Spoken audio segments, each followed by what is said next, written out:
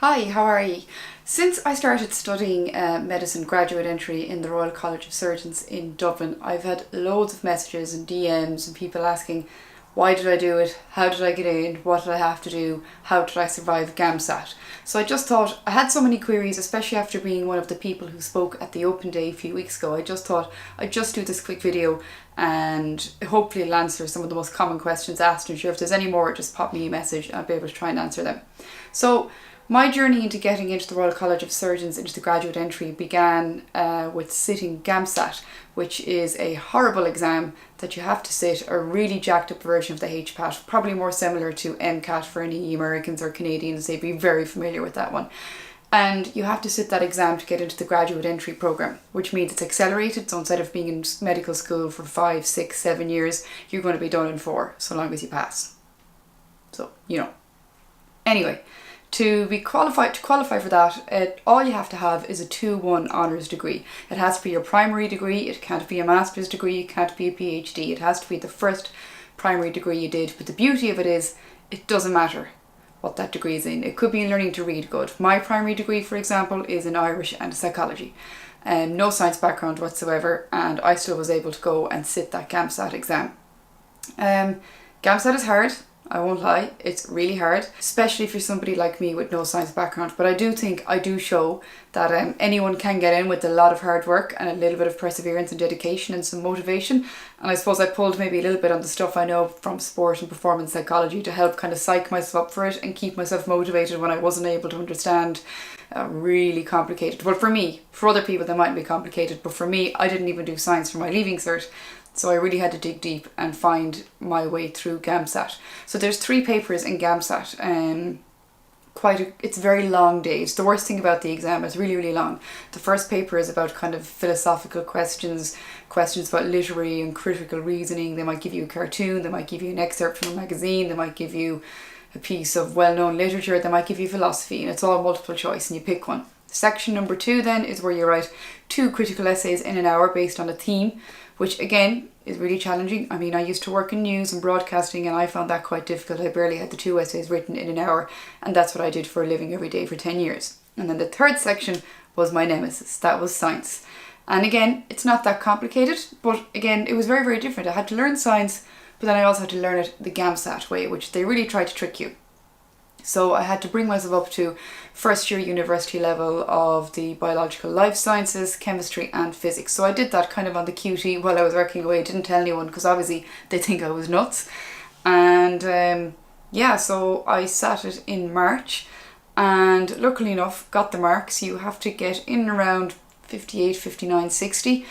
You have to get that score to get into RCSI or UCD in Dublin. The marks for UCC and UL are a little bit lower, not much, but I live in Dublin. I was lucky enough to get the marks to get into the College of Surgeons, and that's how I got in. People often ask, is GAMSAT hard? Yes, it is.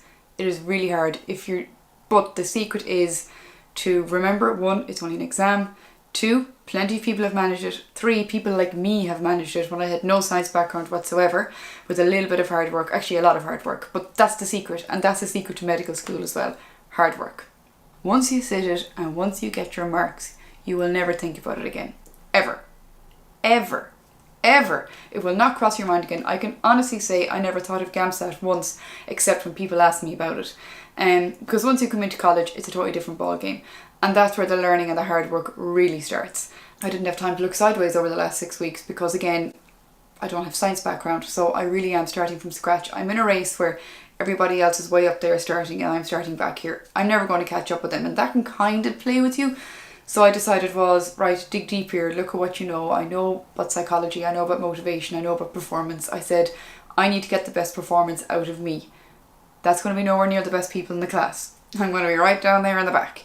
But you have to remind yourself, 1, you're in a class full of students who are used to getting A's in everything.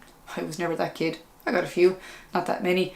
2, you have to remind yourself that the only race we're in is against ourselves. And if you do the best you can, it mightn't be good enough to get over the line the first time round, but it might be the second time. I sat GAMSAT twice. I sat it in September and I sat the following March, and I increased my marks significantly with the experience of the first one. So if at first you don't succeed, try again.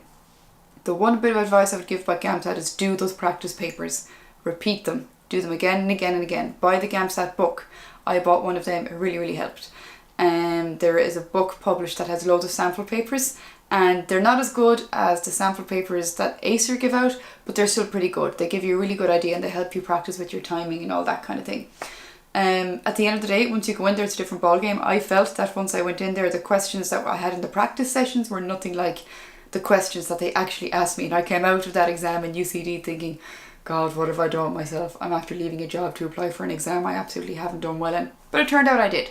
So don't feel bad if you don't get what you wanted.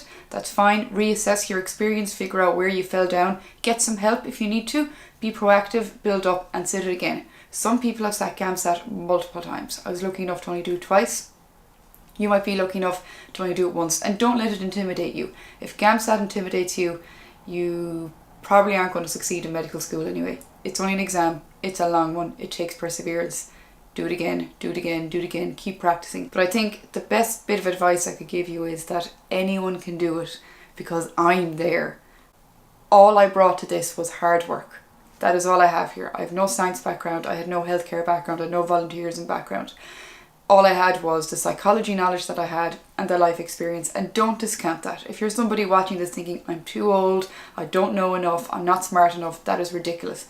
I am in there. I failed a few tests along the way. I've still survived. I'll probably fail a few more. But I know, and I know my tutors in there know as well, that I am trying my best. I am trying my damnedest. And I will get through it. There's some days I feel like crying. There's some days I feel like jacking it all in. But I just think back to why I came in there to begin with. I do want to be a doctor. And if you want to be a doctor, you'll get there too. And just remember, if I can do it, you can do it too. So if you have any questions, feel free to pop them to me, and I'll do a bit of write-up as well, and I'll do a bit more Q&As. I know some people were asking about my experiences in there as a mature student. I mean, I'm not that old, but I am older than a lot of people in my class. Yeah, feel free to bang them in and I'll do my best to help you out. Okay, thanks, bye.